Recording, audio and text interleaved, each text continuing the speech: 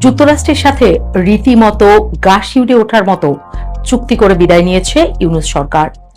নির্বাচনী ডামাডোলের মধ্যে গত 9 ডিসেম্বর ইউনূস সরকার যা করেছে, অনেকেই সেটাকে বাংলাদেশের ইতিহাসের সবচেয়ে বড় গোলামীর চুক্তি বলে আখ্যায়িত করেছেন।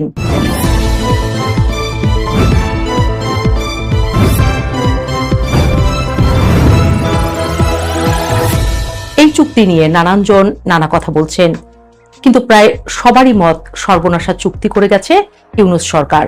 রাজনৈতিক বিশ্লেষক রাজু নুরুল এই চুক্তির বিশ্লেষণে যা বলেছেন তার রীতিমতো চোখ কপালে ওঠার মতো। তিনি যা বলেছেন তার সারমর্ম করলে দাঁড়ায়, জাতীয় নির্বাচনের মাত্র 3 দিন আগে যুক্তরাষ্ট্র ও বাংলাদেশের মধ্যে অত্যন্ত তড়িঘড়ি এবং চরম গোপনীয়তার মধ্য দিয়ে যে বাণিজ্য চুক্তিটি স্বাক্ষরিত হয়েছে, প্রথম দেখায় তাকে দুই দেশের স্বার্থ রক্ষার একটি সাধারণ চুক্তি মনে হতে পারে।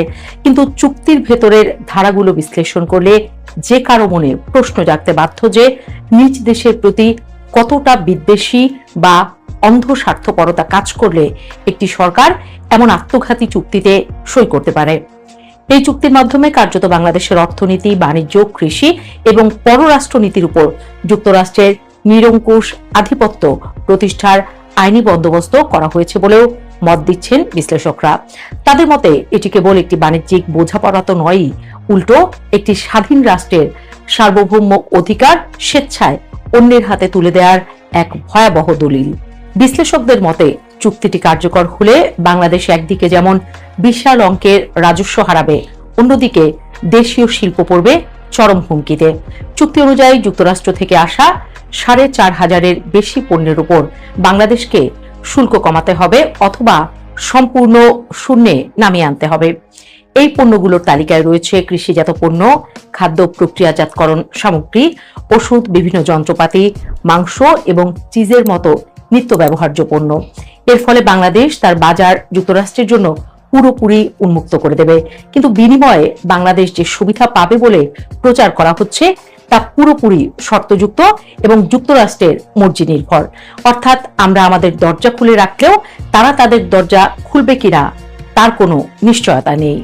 সবচেয়ে ভয়াবহ ব্যাপার হলো এই চুক্তির মাধ্যমে বাংলাদেশ তার নিজস্ব মান নিয়ন্ত্রণ ও তদারকি সংস্থাগুলোর ক্ষমতা হারিয়েছে। চুক্তিতে স্পষ্ট বলা আছে, যুক্তরাষ্ট্রের পণ্যের ক্ষেত্রে বাংলাদেশ এমন কোনো পরীক্ষা বা মানদণ্ড আরোপ করতে পারবে না যা তাদের বাণিজ্যে বাধা সৃষ্টি করে।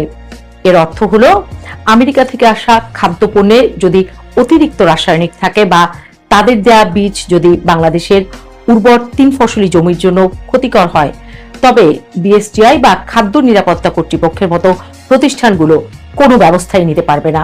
এমনকি বিতর্কিত জেনেটিক্যালি মডিফাইড পণ্য কোনো পরীক্ষা ছাড়া দেশে প্রবেশ করবে। জনস্বাস্থ্যের জন্য ক্ষতিকর কোনো কিছু এলেও দেশের ওষুধ প্রশাসন বা মান নিয়ন্ত্রণ সংস্থাগুলোকে নিধিরাম সর্দারের মতো চুপ করে চেয়ে থাকতে হবে, কারণ আমেরিকা যা মানদণ্ড নির্ধারণ করে দেবে বাংলাদেশকে সেটাই অন্ধের মতো মেনে নিতে হবে। চুক্তির 5.1 নম্বর ধারাটি দেশীয় শিল্পের কফিনে শেষ পেরেক ঠুকে দেওয়ার মতো। সেখানে বলা হয়েছে, যুক্তরাষ্ট্র বাংলাদেশের খনিজ সম্পদ উত্তোলন, অনুসন্ধান, পরিবহন ও বিতরণে সরাসরি অংশ নিতে পারে এবং দেশীয় বিনিয়োগকারী বা রাষ্ট্রায়ত্ত প্রতিষ্ঠানগুলোর সমান সুযোগ তাদের দিতে হবে। বিশাল পুঁজি ও প্রযুক্তির অধিকারী মার্কিন বহুজাতিক কোম্পানিগুলোর সাথে প্রতিযোগিতায় পেট্রো বাংলার মতো দেশীয় প্রতিষ্ঠানের অস্তিত্ব টিকে থাকা প্রায় অসম্ভব হয়ে পড়বে। একই কথা প্রযোজ্য বিকাশমান ওষুধ শিল্পের ক্ষেত্রেও। আমেরিকা থেকে যদি বিনা শুল্কে ওষুধ দেশে প্রবেশ করে এবং মার্কিন কোম্পানিগুলো এখানে এসে অবারিত সুবিধা নিয়ে ব্যবসা শুরু করে, তবে স্থানীয় ওষুধ কোম্পানিগুলো চরম অসম প্রতিযোগিতায় ধ্বংস হয়ে যাবে। আর চুক্তির শর্ত অনুযায়ী দেশীয় প্রতিষ্ঠান বিপদে পড়লে সরকার তাদের সুরক্ষায় কোনো ধরনের ভর্তুকি দিতে পারবে না। বাণিজ্য চুক্তির মোড়কে এই দলিলের মাধ্যমে বাংলাদেশকে যুক্তরাষ্ট্রের ভূ রাজনৈতিক ও নিরাপত্তা বলয়ে আষ্টে পৃষ্ঠে বেঁধে ফেলা হয়েছে বলে মত বিশ্লেষকদের। চুক্তিতে বলা আছে, যুক্তরাষ্ট্র যদি জাতীয় নিরাপত্তার দোহাই দিয়ে কোনো বাণিজ্য ব্যবস্থা নেয়, বাংলাদেশকেও তার পরিপূরক ব্যবস্থা নিতে হবে। অর্থাৎ আমেরিকা যদি চীনের কোনো প্রযুক্তি কোম্পানির উপর নিষেধাজ্ঞা দেয়, বাংলাদেশকেও সেই দেশের কোম্পানিগুলোকে নিষিদ্ধ করতে হবে। বাংলাদেশ আর কোনো দেশ থেকে পারমাণবিক প্রযুক্তি বা গুরুত্বপূর্ণ সামরিক সরঞ্জাম স্বাধীনভাবে কিনতে পারবে না। পাশাপাশি ডিজিটাল অর্থনীতিকেও পঙ্গু করে দেওয়া হয়েছে। বাংলাদেশ ডেটা লোকালাইজেশন করতে পারবে না। ফেসবুক, গুগল, অ্যামাজনের মতো আন্তর্জাতিক প্রতিষ্ঠানগুলোর ডিজিটাল সেবার উপর স্থানীয়ভাবে কোনো ট্যাক্স বসাতে পারবে না। যুক্তরাষ্ট্রের সাথে সাইবার নিরাপত্তা নীতি সমন্বয় করার অর্থ হলো বাংলাদেশের নিজস্ব কোনো স্বাধীন পররাষ্ট্র নীতি বা প্রতিরক্ষা নীতি বলতে আর কিছুই অবশিষ্ট রইল না, এমনটাই বলছেন বিশ্লেষকরা। এদিকে চুক্তিতে শ্রম অধিকার ও বিরোধ নিষ্পত্তির ক্ষেত্রেও চরম বৈষম্য রাখা হয়েছে। চুক্তি মতে বাংলাদেশের শ্রম আইনকে বিশ্ব বাণিজ্য সংস্থা স্ট্যান্ডার্ডের বদলে যুক্তরাষ্ট্রের পছন্দ মতো হতে হবে। বাংলাদেশ যদি কোনো শর্ত পালনে সামান্যতম ব্যর্থ হয়, তবে যুক্তরাষ্ট্র একতরফাভাবে বাংলাদেশের পোশাকের উপর শুল্ক বাড়িয়ে শাস্তিমূলক ব্যবস্থা নিতে পারবে এবং এক্ষেত্রে বাংলাদেশের কোনো আইনি প্রতিকার চাওয়ার সুযোগ থাকবে না।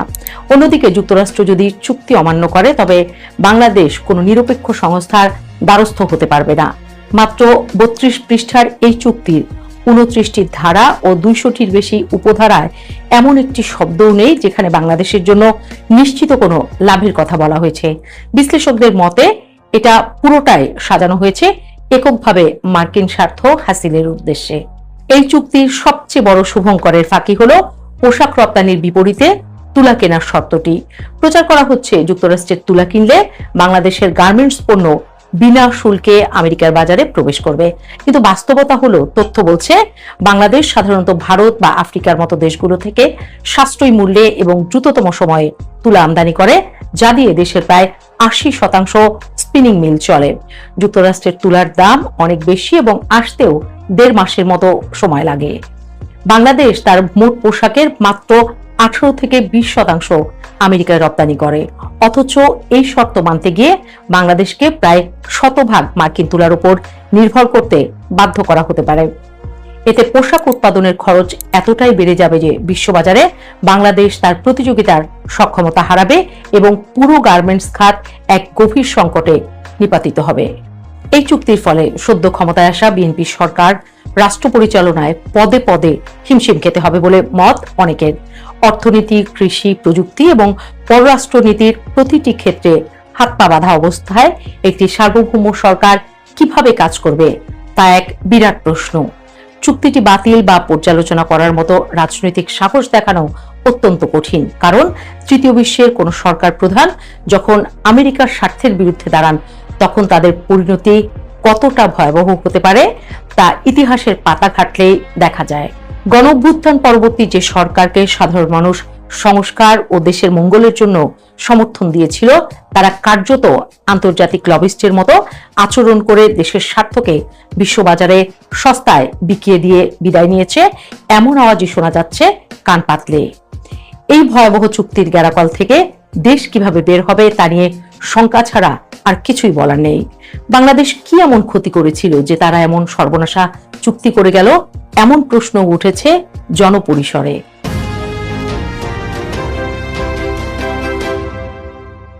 17 ফেব্রুয়ারি সরকার গঠনের পর মাত্র 5 দিনের মাথায় 22 ফেব্রুয়ারি স্বরাষ্ট্র মন্ত্রণালয় থেকে ঘোষণা এসেছে, আওয়ামী লীগ আমলে বিরোধী নেতাকর্মীদের বিরুদ্ধে দায়ের করা 1006টি রাজনৈতিক হয়রানিমূলক মামলা প্রত্যাহারের অনুমোদন দিয়েছে নতুন বিএনপি সরকার। বলা হয়েছে, এই সিদ্ধান্তটি অনেক দিনের নিপীড়িত রাজনৈতিক কর্মীদের জন্য স্বস্তির বার্তা নিয়ে এসেছে।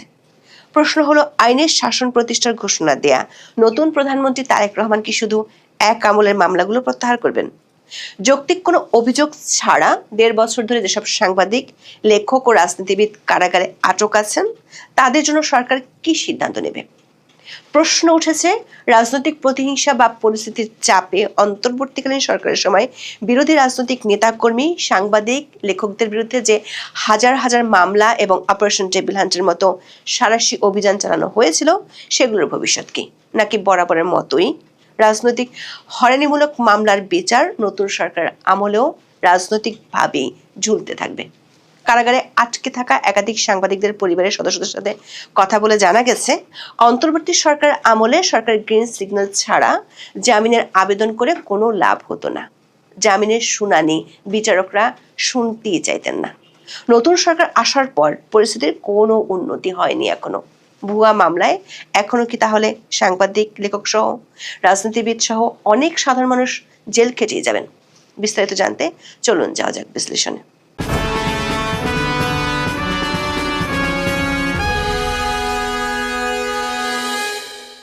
বিগত আওয়ামী লীগ সরকারের 17 বছরে যেসব রাজনৈতিক মামলা হয়েছে তা প্রত্যাহার শুরু করেছে তারেক রহমানের নেতৃত্বাধীন বিএনপি সরকার। সে সময় বিরোধী দলের নেতাকর্মীদের বিরুদ্ধে দায়ের করা রাজনৈতিক হয়রানিমূলক 1006টি মামলা প্রত্যাহারের অনুমোদন দেওয়ার কথা রোববার স্বরাষ্ট্র মন্ত্রণালয় জানিয়েছে। ত্রয়োদশ সংসদ নির্বাচনে জিতে বিএনপি সরকার গঠনের 5 দিনের মাথায় এসব মামলা প্রত্যাহারের সিদ্ধান্ত জানালো মন্ত্রণালয়। স্বরাষ্ট্রমন্ত্রীকে উদ্ধৃত করে স্বরাষ্ট্র মন্ত্রণালয়ের এক বার্তায় বলা হয়েছে, 17 বছর যাবৎ বিরোধী দলের নেতা কর্মীদের বিরুদ্ধে দায়েরকৃত রাজনৈতিক হয়রানিমূলক 1006টি মামলা প্রত্যাহারের অনুমোদন দেওয়া হয়েছে। স্বরাষ্ট্র মন্ত্রণালয়ের সূত্রে জানা গেছে, এই প্রক্রিয়াটি মূলত 2024 সালের সেপ্টেম্বর মাসে অন্তর্বর্তীকালীন সরকার গঠিত একটি আন্তঃ মন্ত্রণালয় কমিটির সুপারিশের ভিত্তিতে কার্যকর হচ্ছে। তৎকালীন আইন উপদেষ্টা আসিফ নজরুলের নেতৃত্বে এই কমিটি 39টি সভার মাধ্যমে প্রায় 23,865টি মামলা প্রত্যাহারের সুপারিশ করেছিল। বর্তমান সরকার সেই সুপারিশের বাস্তবায়ন শুরু করেছে। 2024 সালের 22শে সেপ্টেম্বর একটি বিশেষ প্রজ্ঞাপনের মাধ্যমে মামলা প্রত্যাহারের লক্ষ্যে 2টি কমিটি গঠন করা হয়, একটি জেলা পর্যায়ের কমিটি এবং অন্যটি আন্তঃ মন্ত্রণালয় কমিটি। এই কমিটিগুলোর কাজ ছিল 2009 সাল থেকে 2024 সালের 5ই আগস্ট পর্যন্ত দায়ের হওয়া রাজনৈতিক উদ্দেশ্য পর্যন্ত মামলাগুলো যাচাই বাছাই করা। দর্শক, আওয়ামী লীগ আমলের রাজনৈতিক হয়রানিমূলক মামলাগুলো বাতিলের উদ্যোগ নিলেও একই সময় অধ্যাপক ইউনূসের সরকারের আমলে চলেছিল গণহারে মামলা ও গণগ্রেপ্তারের বহু ঘটনা।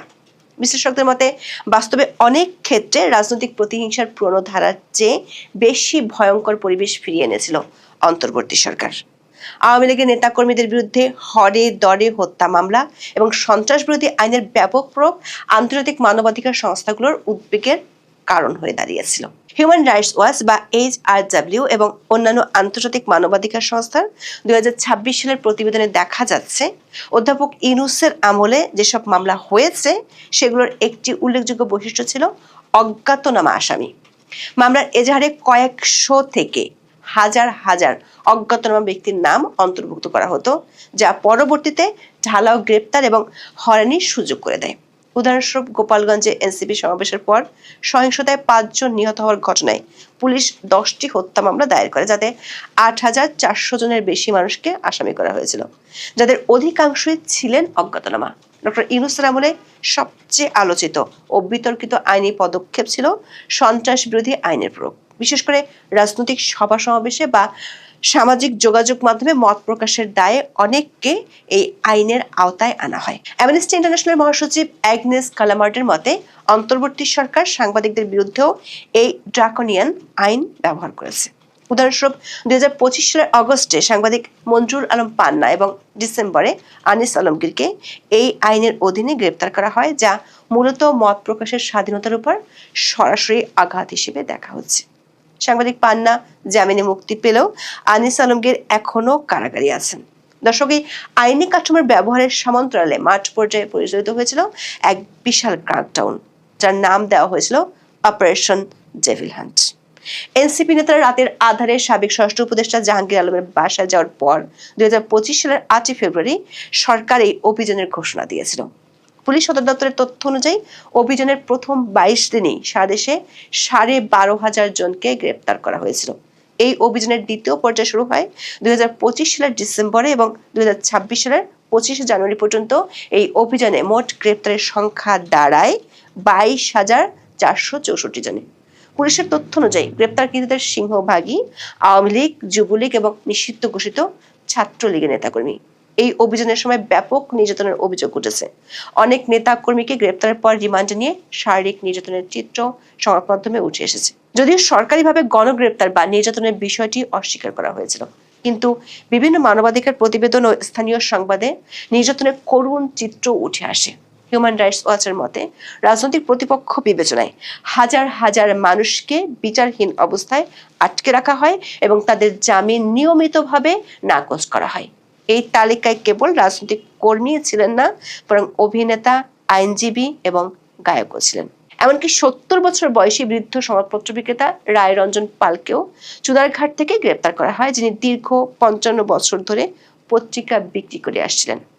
অধ্যাপক ইউনূসের 18 মাসের শাসনামলে বিচার বহির্ভূত হত্যাকাণ্ড এবং হেফাজতে মৃত্যুর চিত্রটিও ছিল অত্যন্ত উদ্বেগজনক।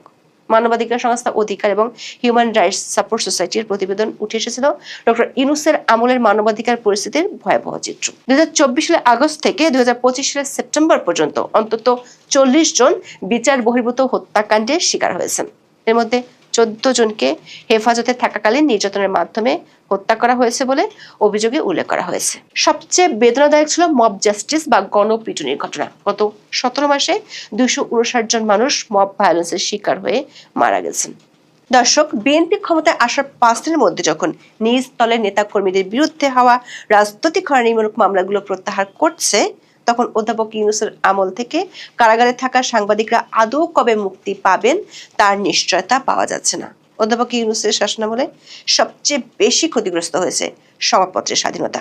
শেখ হাসিনা সরকারের পতনের পর আশা করা হয়েছিল যে সাংবাদিকরা মুক্তভাবে কাজ করতে পারবেন, কিন্তু বাস্তবতা ছিল তার ঠিক উল্টো।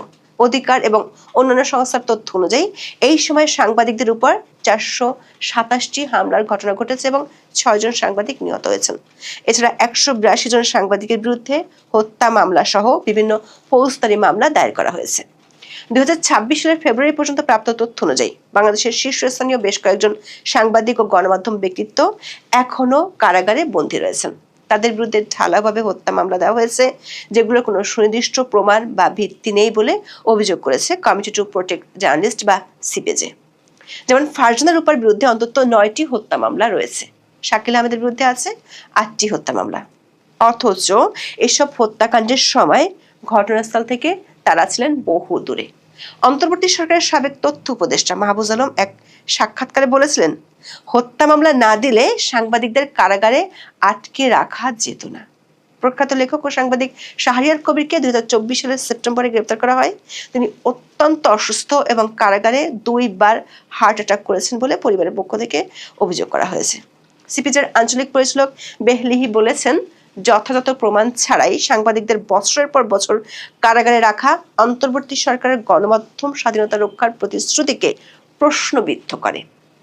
আন্তর্জাতিক অপরাধ ট্রাইব্যুনাল অন্তত 25 জন সাংবাদিকদের বিরুদ্ধে গণহত্যার অভিযোগে তদন্ত চালাচ্ছে, যা সংবাদপত্রের স্বাধীনতার ইতিহাসে এক কালো অধ্যায় হিসেবে বিবেচিত হচ্ছে। কারাগারে এই সাংবাদিকদের উপর অমানবিক আচরণের চিত্র আন্তর্জাতিক মহলে ক্ষোভের জন্ম দিয়েছে। কমিটি টু প্রোটেক্ট জার্নালিস্ট বা সিপিজির তথ্য মতে তাদের মাত্র 36 বর্গফুটের ছোট সেলে রাখা হয়েছে, যেখানে গ্রিল দেওয়া দরজা দিয়ে মশা ও ঠান্ডা বাতাস প্রবেশ করে। মেঝের উপর তোষক ছাড়াই তাদের ঘুমাতে হয় এবং কারাগারে খাবার প্রায়শই খাওয়ার অনুপযোগী থাকে। উপযুক্ত চিকিৎসার অভাবে অনেকের অবস্থা এখন আশঙ্কাজনক। সিপিজে এবং অ্যামনেস্টি স্পষ্ট জানিয়েছে, সাংবাদিকদের বিরুদ্ধে করা অভিযোগগুলো ভিত্তিহীন এবং প্রতিহিংসামূলক।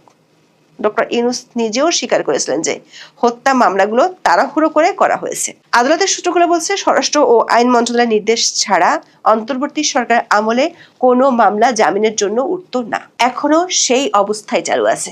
কারাগারে থাকা সাংবাদিকদের পরিবারের সদস্যদের সাথে কথা বলে জানা গেছে, সরকারের পক্ষ থেকে গ্রিন সিগন্যাল না পেলে জামিনের আবেদন করে কোনো লাভ হবে না, সেটি তারা বুঝে গেছেন। বিশ্লেষকদের মতে এমন পরিস্থিতিতে বিএনপি সরকার যদি শুধুমাত্র নিজের দলের মামলা প্রত্যাহার করে এবং অন্য দল ও সাংবাদিকদের বিরুদ্ধে হওয়া হয়রানিমূলক মামলাগুলো বহাল রাখে, তবে তা বিচারিক ব্যবস্থায় দ্বিমুখী নীতি হিসেবে গণ্য হবে।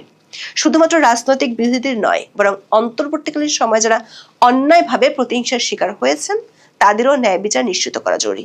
আইন বিশেষজ্ঞরা মনে করেন, অন্তর্বর্তীকালীন সময়ে হওয়া সকল হত্যা মামলার সত্যতা যাচাইয়ের জন্য একটি স্বাধীন জুডিশিয়াল কমিশন গঠন করা যেতে পারে। যেসব সাংবাদিকদের বিরুদ্ধে প্রত্যক্ষ কোনো প্রমাণ নেই, তাদের অবিলম্বে জামিন বা মামলা প্রত্যাহার করে মুক্তির ব্যবস্থা করা উচিত। বাংলাদেশের নতুন প্রধানমন্ত্রী তারেক রহমান বলেছেন, তিনি আইনের শাসন প্রতিষ্ঠা করতে চান। প্রশ্ন হলো, গত 17 মাস ধরে যারা মব সন্ত্রাস চালিয়েছে তাদের আইনের আওতার বাইরে রেখে অপারেশন ডেভিল হান্টে যারা মানবাধিকার লঙ্ঘনের সাথে জড়িত ছিল তাদের চিহ্নিত করে আইনি প্রক্রিয়া আনা ছাড়া কি আইনের শাসন প্রতিষ্ঠা করা সম্ভব? এখন এই পর্যন্ত। সবাই ভালো থাকুন, সুস্থ থাকুন, নিরাপদে থাকুন। দেখা হবে আগামী পর্বে।